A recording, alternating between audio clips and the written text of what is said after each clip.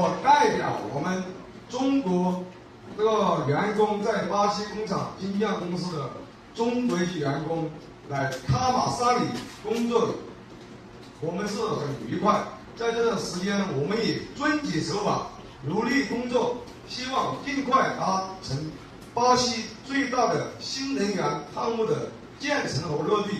但这2天，我们看到了网上爆出大量关于比亚迪工地奴役工人的新闻，报道相关内容描述与事实严重不符，还给我们扣上了奴隶的帽子，让我们感觉人格受到了侮辱，人权受到了侵犯。当金匠巴西分公司负责人告诉我们，由于劳动部门的调查，劳工部要强制金匠公司与我们解除合同，还要将我们遣返回中国。说我们被遣返的原因是因为金匠公司奴役我们，这让我们感到万分的震惊，无法理解，严重的屈辱了我们的尊严。事情的起因是我们有107位同事因需要金匠公司统一办理巴西临时身份证，公司将我们的护照临时收集和保管起来，以便接下来办理相关的手续。因为我们在这边语言不通，路不熟，在这个过程中因劳动部门现场检查，发现了这批护照在金匠公司柜子里，现场误以为金匠公司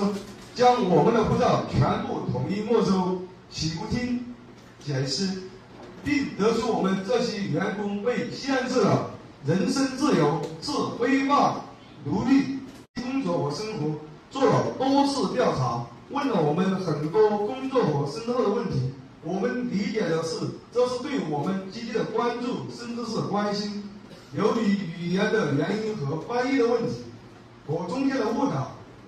问询中有很多的信息不一定传达正确，我们需要自己